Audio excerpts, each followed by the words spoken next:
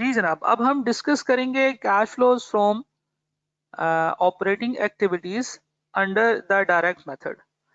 अभी तक हम लोगों ने जो मेथड पढ़ा है वो ये था कि हम लोग इनडायरेक्टली कैश फ्लोज निकालते थे।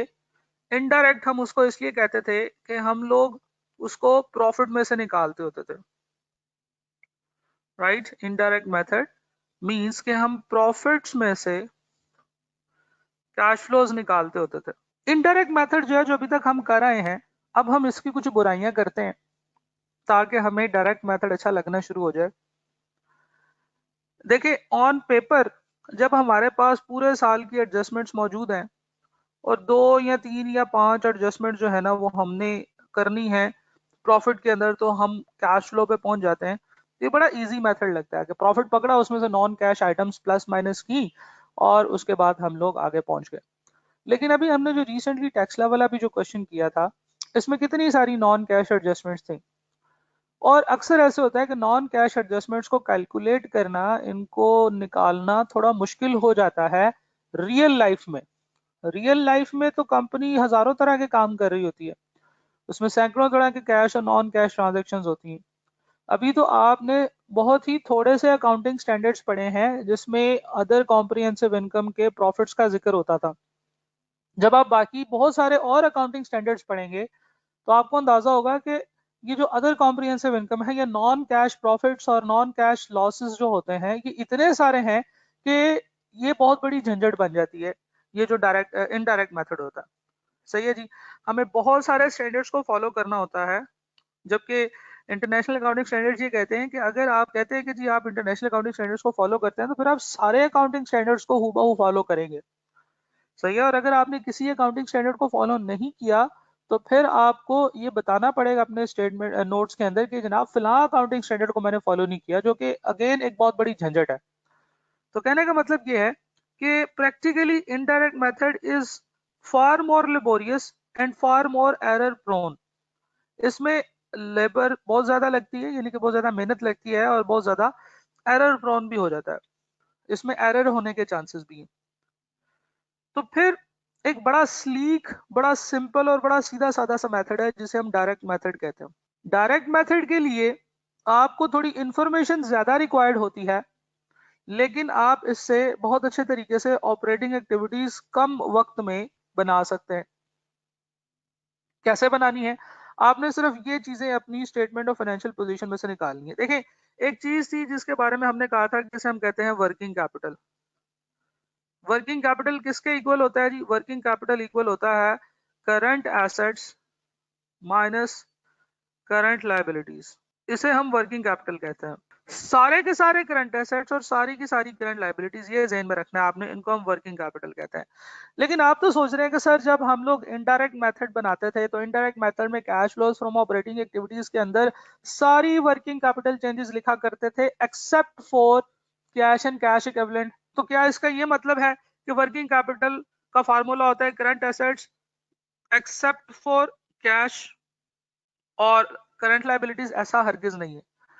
जो आपका करंट एसेट में जो जो कुछ आता है वो सारा वर्किंग कैपिटल में आता है। हम उसको वर्किंग कैपिटल चेंजेस इसलिए कहते हैं कि हमने, हाँ ठीक है ये बात कि हम लोगों ने करंट एसेट्स में से सिर्फ एक एसेट यानी कि कैश एंड कैश इक्विवेलेंट यहाँ पे नहीं लिखना होता, लेकिन इसका ये हरगिज मतलब नहीं है कि वो वर्किंग कैपिटल की डेफिनेशन में नहीं आता। अगर हम वर्किंग कैपिटल की बात करें तो working capital current assets minus current liabilities आता है, लेकिन कैश फ्लोज बनाने के लिए हम लोग क्या करते हैं, हम करंट एसेट्स उसमें से माइनस कर देते हैं, करंट एसेट्स के अंदर से cash and cash equivalent minus कर देते हैं, क्योंकि वो एक अलग जगह पे हमें दिखाने होते हैं। लेकिन करंट एसेट्स के अंदर कैश एंड कैश इक्विवेलेंट शामिल होते हैं। बहरहाल, वर्किंग कैपिटल के अगर हम देखें अंदर तो हमें पता चलेगा कि ये ही वो तमाम आइटम्स हैं जिनके अगेंस्ट कैश आउटफ्लो या इनफ्लो होता है। देखे ना, एक बिजनेस का कैश आउटफ्लो और इनफ्लो ऑपरेशंस के हिसाब से कहां कहां पे होगा। वो सेल्स करेगा, वो परचेजेस करेगा, बिजनेस एक्सपेंसेस पे करेगा, ठीक है जी, और इस तरह की कोई और जो आपके ऑपरेशंस से रिलेटेड जो चीजें हैं उनमें सारों में। तो हम क्यों ना ऐसे करें कि सेल्स किसको करते हैं? हम सेल्स करते हैं कस्टमर्स को। तो कस्टमर के अकाउंट को ही बना लेते हैं ना, जैसे हम प्रॉपर्टी प्लांट एंड इक्विपमेंट का अकाउंट बनाते थे और उससे कैश आउटफ्लोज आइडेंटिफाई करते थे। तो कस्टमर का अकाउंट बनाते हैं, उससे हम निकालते हैं कैश रिसीट्स फ्रॉम कस्टमर। हम परचेजेस करते हैं, परचेजेस किससे करते हैं? परचेजेस करते हैं सप्लायर्स से। तो हम क्यों ना सप्लायर्स का टी अकाउंट बनाएं, उसमें ओपनिंग रखें इस तरफ, क्लोजिंग रखें इस तरफ, पूरे साल में जितना परचेजेस किए हैं वो हम यहाँ पे लिख दें। तो सॉरी, परचेजेस यहाँ पे लिख दें, तो हम क्यों ना ये निकाल लें कि सप्लायर्स को पेमेंट कितनी हुई है। तो कहने का मतलब ये है कि हम बजाय इसके कि हम इनडायरेक्टली कैश फ्लोज की तरफ जाएं, हम डायरेक्टली हर ट्रांजैक्शंस में से जो कि हमारे वर्किंग कैपिटल से रिलेटेड है, जो कि हमारे ऑपरेशंस से रिलेटेड है, हम उससे अपना कैश फ्लो निकाल लेते हैं। उससे हमें फायदे क्या होंगे? उससे हमें ये फायदे होंगे कि हमें नॉन कैश आइटम्स की एडजस्टमेंट्स नहीं करनी पड़ेंगी। उससे हमें ये फायदे होंगे कि हमें कुछ भी नहीं सोचना पड़ेगा। हमें सिर्फ, पहले हम क्या करते थे, हम कस्टमर के ओपनिंग और क्लोजिंग का डिफरेंस निकाल लेते थे और उसको हम लोग वर्किंग कैपिटल चेंजेस में इनडायरेक्ट मेथड में लिख लेते थे। अब ऐसा नहीं करना, अब ओपनिंग और क्लोजिंग के डिफरेंस के साथ साथ इसका टी अकाउंट बना लें और वहां से इसका ओपनिंग और क्लोजिंग के डिफरेंस के साथ जो इससे परचेजेस और सेल्स की हैं वो भी निकाल लें, जिससे कि हमारा सीधा सीधा कैश फ्लो आ जाएगा। और हम लोगों ने जितनी भी पेमेंट्स और जितने भी रिसीट्स की हैं वो हम यहाँ पे एक एक करके अपने पास वहां पे लिख देंगे। अच्छा, कभी कभार ऐसे भी होगा कि डायरेक्टली आपने कुछ पेमेंट्स कर दी है जिनका ना कोई ओपनिंग पेबल है ना कोई क्लोजिंग पेबल है, तो वो जितनी पेमेंट की है, जितना एक्सपेंस पे किया है, वो सारा का सारा आपका कैश फ्लो ही है। तो इसके ऊपर एक बड़ी इजी एग्जांपल करते हैं जी। ये आपको याद होगा, हमने जब स्टेटमेंट ऑफ कैश फ्लोज पढ़ी थी विद इनडायरेक्ट मेथड, तो हमने ये हॉपर लिमिटेड का क्वेश्चन किया था। ठीक है जी, हॉपर कंपनी का।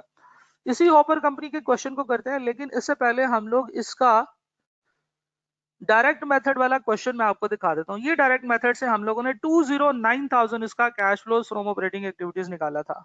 हमें उसने क्या दिया हुआ था इस क्वेश्चन में? इसी क्वेश्चन को डायरेक्ट मेथड वाले कोई पढ़ते हैं, यहाँ से हमें पता चलेगा कि ये डायरेक्ट मेथड क्या है और और फिर इसको हम इनडायरेक्ट मेथड में इसी सवाल को सॉल्व करेंगे। अच्छा, the following information has been extracted from the financial statement of Hopper company for the year ended 31 December. Okay, sales है जी, कॉस्ट ऑफ सेल्स है, ग्रॉस प्रॉफिट आ गया, वेजेस एंड सैलरीज पेड है, ये हमारा एक्सपेंस हो गया जी। अदर एक्सपेंसेस जिसमें 25,000 की डेप्रिसिएशन भी शामिल थी, यानी कि non cash expenses, interest charges, profit before tax, taxation और प्रॉफिट आफ्टर टैक्स। उसके बाद उसने हमें trade receivables, inventory, trade payable, accrued wages and salaries, accrued interest charges and tax payable दिया हुआ था। कोई प्रॉपर्टी प्लांट एंड इक्विपमेंट वगैरह कोई कुछ नहीं दिया हुआ था, क्योंकि वो सिर्फ हमसे cash flows from operating activities find out करने के लिए कह रहा था। तो आप अगर गौर से देखें तो इस क्वेश्चन में उसने वो तमाम बातें बताई हैं जो हमें चाहिए ऑपरेशंस के हवाले से, राइट। तो ऑपरेशंस के हवाले से ये जितनी भी इंफॉर्मेशन हमें यहाँ पे चाहिए वो क्या क्या है, पूरी की पूरी statement of profit and loss और वर्किंग कैपिटल के अकाउंट्स, ये वो कुछ चीजें हैं जो हमें चाहिए होती हैं। इसलिए जो हमें चाहिए for the purpose of operating activities calculation. अब हम यहाँ पे ये सवाल करते हैं, देखिए उसने कहा है जी यही वाली सारी इंफॉर्मेशन है, तो वन बाय वन हम चलते हैं। सबसे पहले हम लिखते हैं जी कैश फ्लोज स्टेटमेंट। कंपनी का नाम है होपर और year and for the year and 31 दिसंबर 2017। हम लोगों ने चलना है अपनी स्टेटमेंट ऑफ फाइनेंशियल पोजीशन के अंदर वर्किंग कैपिटल के अकाउंट्स, यानी कि करंट एसेट्स और करंट लायबिलिटीज के हिसाब से। ठीक है जी, काम करने का तरीका भी साथ साथ में देखिएगा कि आपने सबसे पहले ये देखना है कि आपके वर्किंग कैपिटल के अकाउंट्स कौन कौन से हैं और उनमें क्या क्या फिगर्स है। हर एक का अकाउंट बनाते चले जाएंगे। तो वर्किंग कैपिटल के अंदर जितने भी आपके अकाउंट्स हैं आप उनको बना लें। ट्रेड रिसीवेबल का अकाउंट है जी, 2,33,000 ओपनिंग है और 2,19,000 क्लोजिंग है। तो मैं यहाँ पे ट्रेड रिसीवेबल का अकाउंट बनाता हूँ। जरा गौर से देखिएगा, छोटे छोटे अकाउंट्स बनाने होंगे ताकि हमें जगह की कमी का सामना न करना पड़े। ट्रेड रिसीवेबल्स, डेटर्स होते हैं जी ट्रेड रिसीवेबल्स, एसेट हैं ओपनिंग साइड 233 और क्लोजिंग जो है वो है जी 219। इन्वेंट्री का अकाउंट बना लें। इन्वेंट्री हमारा एसेट है, ओपनिंग 118 होगा जी और क्लोजिंग 124 हो गया। ट्रेड रिसीवेबल्स डेटर है, इन्वेंट्री डेटर्स है। ट्रेड पेबल्स का अकाउंट बना लेते हैं जी।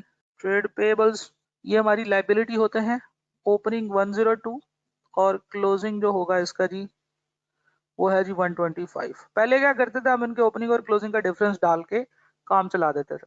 अक्रूड वेजेस एंड सैलरीज की तरफ चलते हैं जी। अक्रूड वेजेस एंड सैलरीज, ये अक्रूड एक्सपेंस हमारी लाइबिलिटी हुआ करता है। 8 का ओपनिंग है, 5 का क्लोजिंग है। अक्रूड इंटरेस्ट चार्जेस है जी। अक्रूड इंटरेस्ट ये भी हमारी लाइबिलिटी है। अक्रूड इंटरेस्ट है हमारे पास ओपनिंग 45 और क्लोजिंग है जी हमारे पास, सॉरी ओपनिंग 30 है, क्लोजिंग 45 है। ओके, इसके बाद टैक्स पेबल है जी। टैक्स पेबल का अकाउंट भी बना लेते हैं। तो टैक्स पेबल के अकाउंट का ओपनिंग है 52 और क्लोजिंग है जनाब इसका 43। नहीं जनाब, हम लोगों ने क्या किया, वर्किंग कैपिटल के हिसाब से चले और हर वर्किंग कैपिटल के अकाउंट का हम लोगों ने टी अकाउंट बना लिया। करंट एसेट्स के अंदर कैश एंड कैश इक्विवेलेंट नहीं है, कोई बात नहीं। हम कौन सी पूरी स्टेटमेंट बना रहे हैं, हम सिर्फ स्टेटमेंट ऑफ कैश फ्लोज बना रहे हैं ऑपरेटिंग एक्टिविटीज के हवाले से। तो हम लोगों ने सिर्फ इनमें मूवमेंट्स दिखानी है कि किस किस अकाउंट में क्या क्या मूवमेंट होती। अच्छा जी, सबसे पहली चीज, अब हम चलते हैं, ये सारी की सारी एडजस्टमेंट्स डालने के बाद ये सारे अकाउंट्स बना लिए हमने। अब हमने इसमें एडजस्टमेंट्स करनी है और इन सारे अकाउंट से कैश फ्लोज निकालनी है। हम सबसे पहले देखते हैं जी सेल्स। सेल्स हुई है 1280000 की, 12,80,000 की। कैश फ्लोज के हवाले से जब हम डायरेक्ट मेथड से कैलकुलेशंस करते हैं तो हमें कुछ अजम्पशंस लेनी होती हैं। अजम्पशन से मुराद ये है कि अगर उसने हमें कुछ नहीं बताया होगा तो वी विल अज्यूम कि ये 12,80,000 सारा का सारा क्रेडिट सेल्स हैं। और जो क्रेडिट सेल्स होती हैं वो किधर जाती हैं, उसकी क्रेडिट सेल्स की एंट्री हम लोग क्या करते होते हैं, trade receivables account debit, sales account credit. यानी कि हम लोगों ने ये सारी की सारी सेल्स ट्रेड रिसीवेबल्स में डालनी है 1280 की। सही है जी, दोबारा सुन लें कि डायरेक्ट मेथड के अंदर हमें जब कुछ इंफॉर्मेशन नहीं दी गई होती, इवन पूरी कैश फ्लोज के अंदर जब हमें कोई इंफॉर्मेशन नहीं दी गई है तो we will assume something. For example, अगर हमें किसी एसेट के डिस्पोजल के बारे में नहीं बताया गया तो वी विल अज्यूम कि एसेट डिस्पोज नहीं हुआ। हम खुद से नहीं अज्यूम करेंगे कि यार ये एसेट डिस्पोज लग रहा है। देखे ना, लेट सपोज मैं कहता हूं जी कि मेरा प्रॉपर्टी प्लांट एंड इक्विपमेंट का ओपनिंग जो है वो है 200 और उसका जो क्लोजिंग है वो है 150। डिक्रीज आ गया ना -50 का। अब मतलब -50 का चेंज आया, डिक्रीज आया असल में 50 का। तो there can be two scenarios.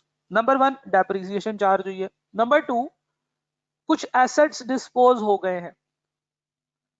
तो देखिए, डेप्रिसिएशन तो हर सवाल में हर जगह चार्ज होती है। डेप्रिसिएशन चार्ज किए बगैर तो गुजारा ही नहीं है। अगर आप डेप्रिसिएशन चार्ज नहीं करेंगे तो आप अकाउंटिंग स्टैंडर्ड्स को फॉलो ही नहीं कर रहे। तो ये जो 50 का डिक्रीज आया है, वी विल अज्यूम कि ये सारा का सारा 50 का डिक्रीज डेप्रिसिएशन की वजह से आया। हम ये नहीं कहेंगे कि हाँ यार देखें होता है 25 की डेप्रिसिएशन, 25 का डिस्पोजल होगा। ऐसे नहीं, हम अज्यूम नहीं करेंगे खुद से फिगर्स।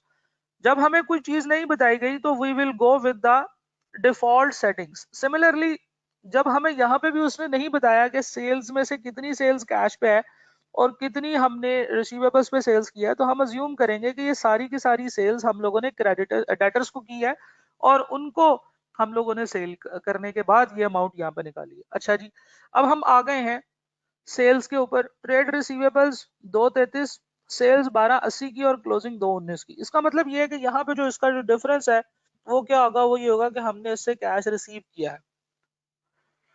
ठीक है जी, तो कैश जो हमने इससे रिसीव किया है वो कितना होगा, वो होगा जी 233 1280 माइनस 219, ये कितना बनेगा जी 1513। तो हम लोग यहाँ पे लिखेंगे कैश रिसीव्ड फ्रॉम कस्टमर्स, ये है जी, सॉरी 1513 टोटल बनता है जी 1513 एंड 1513। अब अगर आप ये सोचना शुरू कर दें कि सर यहाँ पे तो कुछ हो सकता है बैड डेट्स हुए हो, कुछ बैड डेट्स हुए हो, तो जनाब वो आपने नहीं सोचना। अगर वो बैड डेट्स के वाले से कुछ इन्फॉर्मेशन देगा तो हम यहाँ पे बैड डेट डाल देंगे। अगर वो हमें डिस्काउंट्स जो कि हमने रिसीवेबल्स को दिए हैं तो वो हम यहाँ पे डाल देंगे और फिर उसके बाद रिमेनिंग जो अमाउंट बचेगी वो हमारा कैश का इनफ्लो होगा। ठीक है जी। तो जो बैड डेट्स हैं या जो डिस्काउंट्स वगैरह हैं, अगर कहीं पे प्रोवाइड किए गए होते, जैसे यहाँ पे बता रहा होता कि बैड डेट एक्सपेंसेस जो है ना वो इतने आए हैं, बैड डेट एक्सपेंसेस, तो वो हम यहाँ पे डेटर्स के अंदर, ट्रेड रिसीवेबल्स के अंदर डाल रहे होते। ओके, तो हमें पता चला कि cash received from customer is 1294, और क्योंकि ये 1294 कैश रिसीव हुआ है तो ये पॉजिटिव साइन के साथ आएगा, कैश इनफ्लो है। आगे चलते हैं इन्वेंट्रीज के अंदर। इन्वेंट्री के अंदर देखिए, आप ओपनिंग इन्वेंट्री रखते हैं, उसमें से कुछ आपकी चार्ज हो जाती है कॉस्ट ऑफ सेल्स को। सही है जी। तो हम यहाँ पे लिखेंगे कॉस्ट ऑफ सेल्स वो है जी 400। सही है। ओपनिंग इन्वेंट्री कुछ पकड़ी आपने, उसमें से परचेजेस माइनस की और परचेजेस ऐड की, कॉस्ट ऑफ सेल्स को जो चार्ज हुआ था वो माइनस कर दिया, तो आपके पास क्लोजिंग इन्वेंट्री आ गई। यहां से जरा गौर से देखिएगा, इन्वेंट्री के अकाउंट से आपको मिलेंगी परचेजेस। क्या आपने कितनी परचेजेस की हैं, ये आप मुझे बताइए कि ये परचेजेस कितनी होंगी जनाब। ये बन जाएगा 524, और ये अकाउंट का टोटल भी बन जाएगा 524। तो 406 की आपने परचेजेस की है। अब ये परचेजेस अगर तो आपने डायरेक्ट कैश से की होती तो हम कहते हैं कि हाँ यार ठीक है, वेरी गुड, ये तो कैश की परचेजेस हो गई हैं, तो मैं यहाँ पे परचेजेस के साथ लिख देता है कि ये मेरी कैश की परचेजेस है।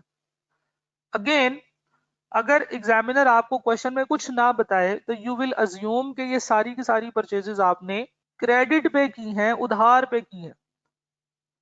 तो जब आप परचेजेस करते हैं तो आप उसकी क्या एंट्री करते हैं, परचेजेस की एंट्री करते हैं जनाब परचेज अकाउंट या इन्वेंट्री अकाउंट डेबिट, और ट्रेड पेबल अकाउंट क्रेडिट। तो ये जो इन्वेंट्री के अंदर जो इंक्रीज या डिक्रीज जो बैलेंसिंग फिगर आई है, ये direct statement of cash flows में नहीं जाएगी, बल्कि this 406 will be recorded as purchases from payables. तो आपने ये वाली परचेजेस यहां पे लिखनी है ट्रेड पेबल्स के अंदर 406। ठीक है जी। और हमारे पास अब यहाँ पे ट्रेड पेबल्स के ऊपर आ गया जी 102 की ओपनिंग है, 406 की परचेजिंग है, 125 का क्लोजिंग है। तो हमने इसको कैश कितना पे किया होगा पूरे साल में, ये बताएं जी। 383 का कैश हो गया जी, टोटल बना 508 एंड 508। ले जनाब, ये वो कैश फ्लो है जो हम लोगों ने यहाँ पे लिखना है, कैश पेड टू सप्लायर्स। ठीक है जी। 383 का आउटफ्लो है, माइनस करेंगे। तो हम लोगों ने सेल्स भी ले ली, कॉस्ट ऑफ सेल्स भी ले ली। अब आगे चलते हैं, वेजेस एंड सैलरीज का अकाउंट है और इधर अक्रूड वेजेस एंड सैलरीज है। तो अक्रूड वेजेस एंड सैलरीज के अंदर जो एक्सपेंस हमारा चार्ज हुआ है, एक्सपेंस डेबिट और accrued wages and salaries credit किया जी 290 से। तो हम लोग कहेंगे जी 290 हमारा एक्सपेंस है। तो इस साल हमने इसको कितना पे किया होगा जी, 298 हो गया जी। तो इसका मतलब ये है कि 293 हमने कैश पे किया है वेजेस एंड सैलरीज में। तो हम लिखेंगे cash paid to wages and salaries 293 का। अक्रूड इंटरेस्ट की बात करते हैं, ये वाला हमारा एक्सपेंस भी हो गया। इंटरेस्ट चार्जेस की बात करते हैं, ये इंटरेस्ट अभी रह गया है, इसकी इसकी अभी हम बात करते हैं। इंटरेस्ट चार्जेस है 50 के। इसका मतलब ये है कि हमने एक्सपेंस पे चार्ज किया है 50, तो इसका ये मतलब है कि हमने पे कितना किया होगा जी 35 का। तो ये होगा 80 और ये भी होगा 80। तो हम लोग कहेंगे इंटरेस्ट पेड, आपको पता है इंटरेस्ट पेड और टैक्स पेड वो तो वैसे का वैसे ही है जैसा कि हम लोग इनडायरेक्ट मेथड में भी किया करते थे। ये अक्रूड इंटरेस्ट और टैक्स पेबल के अकाउंट्स हम उधर भी बनाया करते थे। तो हमने 35 का टैक्स पे किया, इंटरेस्ट पे किया है। सिमिलरली टैक्स एक्सपेंस है हमारा जी 40 का। तो हम लोगों ने टैक्स कितना पे किया जी 92 माइनस 43, 49 का। तो ये हमारा 49 का जो है ये टैक्स पे हुआ। एक चीज रह गई जी, देखें हम लोगों ने अभी तक क्या किया है, हम लोगों ने अपने जितने भी हमारे करंट लाइबिलिटीज और करंट एसेट्स थे उन सब के अकाउंट्स बनाए, उन सब से कैश फ्लोज निकाल ली और वो हमने यहाँ पे डाल दी। उन सब से कैश फ्लोज निकालते हुए हमने ये अज्यूम किया कि जितनी सेल्स हैं वो सारी की सारी कैश सेल्स हैं, और जितनी परचेजेज है वो सारी सॉरी हमने अज्यूम किया है कि जितनी भी सेल्स है वो सारी की सारी क्रेडिट सेल्स हैं, और हमने ये भी अज्यूम किया कि जितनी परचेजेज है वो भी सारी की सारी क्रेडिट परचेजेज हैं। तो हम लोगों ने सेल्स को भी रेलिवेंट अकाउंट में इफेक्ट ले लिया, परचेजेस का भी ले लिया, वेजेस एंड सैलरीज का भी ले लिया, इंटरेस्ट चार्जेस का भी ले लिया, टैक्सेशन का भी ले लिया, ये बाकी सारे हमारे टोटल्स हैं।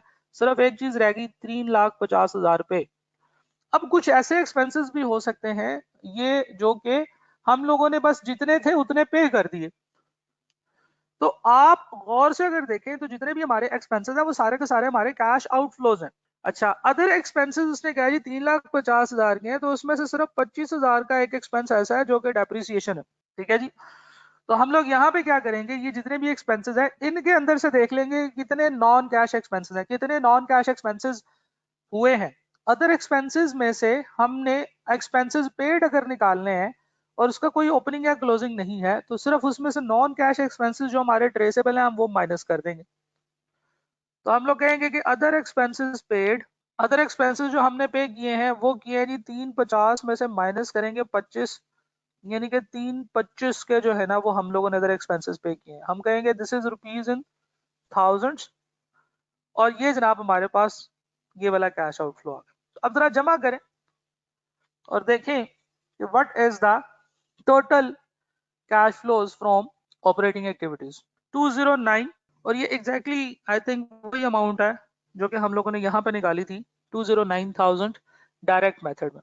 ठीक है जी। अब यहाँ पे देखें ट्रेड रिसीवेबल के ओपनिंग और क्लोजिंग का डिफरेंस बनाया था, इन्वेंट्री के ओपनिंग क्लोजिंग का डिफरेंस बनाया था, ट्रेड पेबल के ओपनिंग क्लोजिंग का डिफरेंस बनाया था। अब हमने सिर्फ क्या किया है, डिफरेंस किया है कि पहले हम ओपनिंग में से क्लोजिंग में से ओपनिंग माइनस करते थे तो हमारे पास आ जाता था। अब हम क्या कर रहे हैं, अब हम ये इस प्रॉफिट बिफोर टैक्स के अंदर जो अमाउंट शामिल है वो भी इसके साथ ही उसकी वर्किंग दिखा रहे हैं। और ये 190 को तोड़ रहे हैं पार्ट्स में। 190 के पार्ट्स क्या है, ये 190 यहां से शुरू हुए थे ना, इसके पार्ट्स हैं ये और ये भी। तो हम इनको तोड़ रहे हैं और तोड़ के इसकी प्रेजेंटेशन अलग कर रहे हैं। तो कहने का मतलब ये है कि इनडायरेक्ट मेथड और डायरेक्ट मेथड दोनों में जो आइटम्स है वो सेम है, बस उनकी प्रेजेंटेशन का फर्क है। ठीक है। इनका आपस में कंपैरिजन डायरेक्ट और इनडायरेक्ट मेथड का इतनी जल्दी समझने की कोशिश नहीं करनी है आपने, बस इनके पहले एक दफा फॉर्मेट्स ध्यान में लाइए और फिर उसके बाद आपने उनकी कैलकुलेशंस करनी है। अब डायरेक्ट मेथड को करने का मैं फिर दोबारा से एक दफा आपको तरीका बता देता हूँ। सबसे पहले हम जाएंगे स्टेटमेंट ऑफ फाइनेंशियल पोजीशन में, जितने वर्किंग कैपिटल के अकाउंट्स हैं उन सब के अकाउंट्स ओपन कर लेंगे। सही है जी। उसके बाद हम जाएंगे प्रॉफिट एंड लॉस के अंदर, हमें पूरी प्रॉफिट एंड लॉस स्टेटमेंट चाहिए इसके लिए डायरेक्ट मेथड के लिए। सबसे पहले सेल्स पकड़े वो ट्रेड रिसीवेबल्स में डाल दें, कॉस्ट ऑफ सेल्स पकड़े वो इन्वेंट्री में डाल दें, एक्सपेंसेस जो भी हैं वो हमारे अगर उन एक्सपेंसेस से रिलेटेड जो पेबल और रिसीवेबल्स के बैलेंसेस है उनमें डाल दें। इन्वेंट्री के अकाउंट से आपकी परचेजेस निकलेंगी। अगर उसने ये नहीं बताया कि इतनी परचेजेस कैश से हैं और इतनी परचेजेस जो हैं वो क्रेडिट पे हैं, तो वो सारी की सारी हम अज्यूम करेंगे कि ये सारी परचेजेस और सारी सेल्स क्रेडिट पर हो रही हैं। ठीक है जी। तो इस तरीके से हम इसको करेंगे। इसकी कुछ और प्रैक्टिस करते हैं जी।